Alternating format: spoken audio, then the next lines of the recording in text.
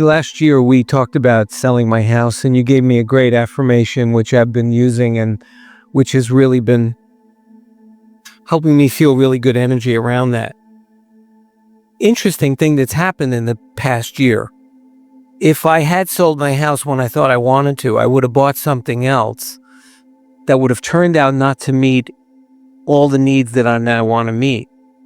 Because in the interim, my little sister back east got divorced and has wanted to move out to Colorado with her 2 sons to live with me, which I'm really looking forward to. And the place I would have bought would not have worked. Now that that's happened and gone down, we're able to kind of collect our energy together so that when we do sell and buy, we'll have something that'll work well for everybody. So I thought it was interesting that some other things had to transpire in order for me to get more clarity on what I really wanted and what would really work out for everybody. We like what we're hearing here. Sometimes we hear our physical friends sort of scapegoating in that way just a little bit. In other words, we would like to say to you, it would have been perfectly all right for you to have allowed the universe to have given you exactly what you wanted immediately. And you could have been joyously enjoying that during the interim while your sister was formulating her intentions, and then you all could have at that time moved into another place. We never want to give the impression that you should take a lot of solace in putting up with the absence of something that you want, with the idea that something really good is coming, although that's a much better vibrational vantage point than to say, it's not working for me, what's going wrong? All of the intentions that you hold have been preceding you, and in many cases are culminating out there a month, 2 months, 5 months, 5 years, 10 years, 15 years, 20 years. In other words, your pictures of who you are and what you want in your future experience, immediate and further out, have been culminating out there, and source energy has been actively complying with them, shoring them up, arranging circumstances and events. You have no idea the amount of pre-paving that is being orchestrated on your behalf by all that is. It is masterfully prepared. So, as you stand in your now, frustrated that something's not unfolding, you hold yourself off from the preparation longer. As you relax and enjoy that everything is unfolding and make the best of where you are. And by making the best, we don't mean settle for less. We mean make the best. Make the best of the moments and the segments. Then what happens is you line up faster with your own vision of who you are and with the universe's or source or God force or whatever you want to call it, culmination that has already been put into place on your behalf. Everything that you want has not one, but many, many, many, many, many avenues through which it could unfold. And each of those avenues is a journey that is intended to be a joyful journey for you. In other words, it's not unpleasant, unpleasant, unpleasant. Oh, we found a little pocket of satisfying life for a little while. Unpleasant, unpleasant, unpleasant. It's supposed to all be pleasant, you see. Your expectation is often enhanced through your actions, as well as your actions being enhanced through your expectation. But there is something very powerful about, well, what can I do? What can I do now about this thing that I want? And it isn't that you need to do anything, but sometimes that feeling of not being able to do something has you so balled up that you don't let it happen, where when you do something that you can do something about, something breaks loose and then off it goes. There's been another interesting aspect to the story. A couple of Christmases ago, Bodo died. And Bodo was one of the reasons I loved living where I live. And in this interim year, while my sister's stuff was figuring itself out, and while I was starting to see a convergence between what I wanted and what she wanted and what the boys wanted. Convergence, very good word, yes. My neighbor right down the street from me got a baby German Shepherd puppy. And ever since he's had the puppy, he has let me walk it and be with it anytime I wanted. So in the interim of this apparent delay, what's happened is there's another German Shepherd dog in my life. Without the responsibility of owning the dog, I now have a dog to play with in the area that I used to play with Bodo. And that would not have happened if I had moved back when I thought I wanted to move or needed to move. We always enjoy with such pleasure and humor our humans' friends' perspective of things turning out well. It's supposed to be that way. You're supposed to get everything you want. Surprise, surprise. There are not supposed to be any parts of your life that are not satisfying to you. You're supposed to get it all. And all that is always pointed toward that. And as you have more experiences like this, which you verbalize so powerfully, and as you acknowledge, then more and more and more, you begin to just relax into the natural state of expected well-being. We just love it when something good happens and you're not shocked. Yeah. My question is a cosmic question. You've talked about how the sun and the blue sky and the rainfall and the flowers and all the things that we love and probably do take for granted in our planet and in our universe, how they just keep going on and on. And I think I've heard you say in the past that those intentions were set a long time ago. Are those realities maintained by the fact that we keep enjoying them? Yes, and by the fact that we keep enjoying them. So that's a place where you're co-creating with us. We never stop co-creating with you. Without us, you'd be nothing. And vice versa. Exactly. We're just playing with you a little bit. In other words, we're wanting to blur that line between that which is physical and that which is non-physical, and help you to realize that you cannot be living here on this leading edge environment without this huge infusion of source energy. It is not worth doing and not possible to do to separate the intentions that you now hold from the intentions that we all hold. In other words, this experience in this leading edge environment was pre-intended before the environment even existed. But once you all got here, we didn't stop thinking about it.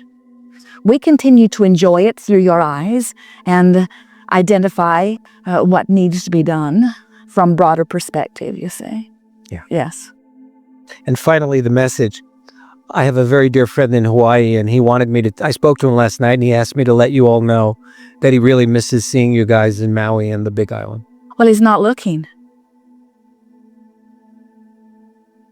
Very good. Thank you. Yes, indeed. Oh, can I ask something? I felt something just came up that I wanted to talk to you about. Does the idea of being tarred and feathered? I'll be very, very brief. I'll be very brief once I get to the beginning. Okay, so we have no rain in San Antonio for a long time. As a matter of fact, the announcement was there's no rain there in 2 months. And so it's really, really dry. And we had dinner with Dave and Barbara the other evening. And Esther says, well, I can bring rain. And Dave said, you can do that? He said, she said, I can have, how much do you want? I said, well, I'd like to have 2 inches. And I said, because I want to kind of see the runoff, on the new water gardens and things. And Esther said, well, I can do that. And like 3 o'clock in the morning, the thunder started and the lightning. And I had looked at the weather. There was no sign of any weather anywhere. It was just going to be sun, sun, sun for the next week or so. And boy, did it rain. It poured and poured. And then the next day it poured. Now we've had 4 inches now since we left town. And I think what's even funnier is we drove all through Texas. In every little town, Dalhart and all that, they had a little sound to San Angelo, pray for rain, pray for rain, pray for rain. And every night we wake up along the way, we woke up at 3:30 in the morning, a thunderstorm, limbs are blowing off trees. We just walked out in a flood, and the flood's been following us everywhere. And I said to Esther, it isn't really following us because it's coming the other way, but it's meeting us. It's like we're meeting there.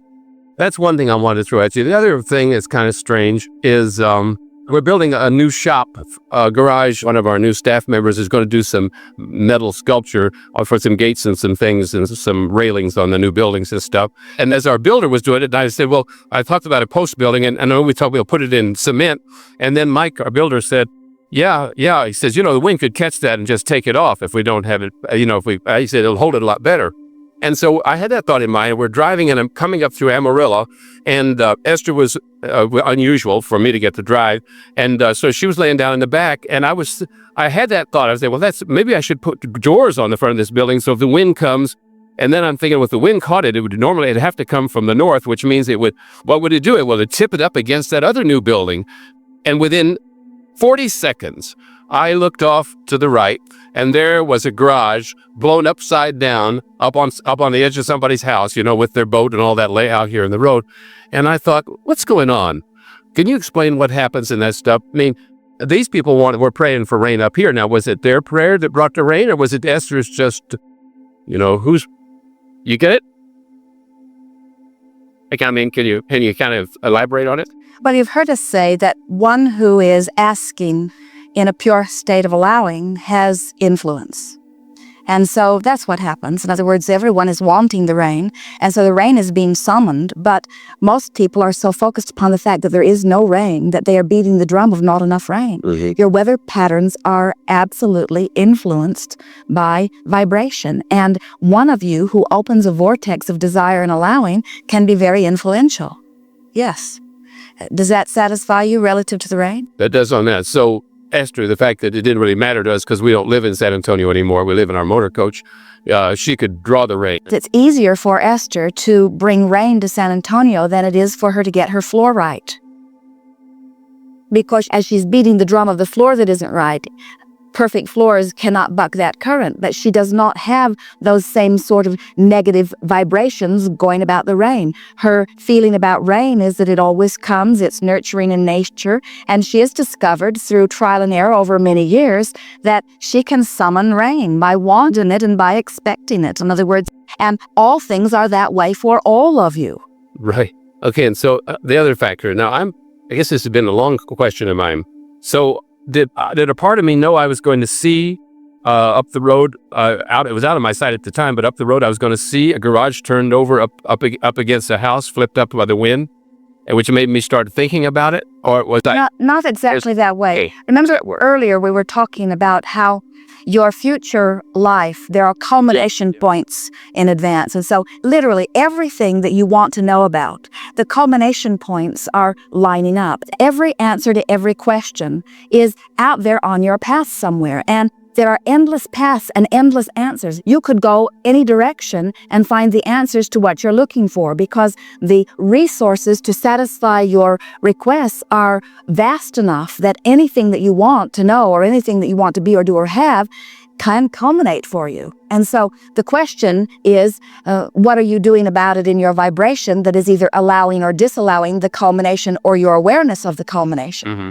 So as you are setting forth your intent for something, you're pondering it, you're wondering about it. Now, you may not be aware of how much you have really been wondering about this. This is something that you care about. It's a building that you've been contemplating. It's also a building that you'd contemplated before. And so your now thoughts are dovetailing to it. And now you have another powerful creator who will use the building thinking about it, and another powerful creator who will build the building now thinking about it. So all of you have formed this vortex of energy that is out ahead of you, and you, as you are getting close to laying the foundation, you are beginning to ask with greater fervor, with greater intensity. You're wanting to make sure that even though the decisions seem to come up quickly, that you're not making a mistake. And so your mind is sort of toying with all of the possibilities. And so when you get that thought in your mind about the building maybe not being secure enough, and it has been prompted by the heavy winds that you've been seeing as you've been driving and such. So all of this is adding, you're amending your decision, you're amending your desire, and your desire is becoming this more focused place. Well, anytime you begin asking questions, the answers begin to focus out there for you too. And so, as you say in your physical format, that a picture is worth 1,000 words. And so, as you ask a question and there is an answer that can be given to you, and you've heard us say that words don't teach, the life experience that is teaching, that's what we mean by that. So, this carport had already blown over. Source energy, your inner being, Abraham, all aware that the answer to your question was there. Even the route you took was influenced by your rendezvousing with that answer. Even the timing of your departure had to do with your rendezvousing with that answer. And so, was the answer there before the question? Doesn't make any difference. Life experience is full of answers to many questions that are culminating. And the universe is always bringing all of that together with this masterful law of attraction. And so, very often someone will say, well, did I create that? Or was it already there and I just saw it coming? Well, some of all of that happens.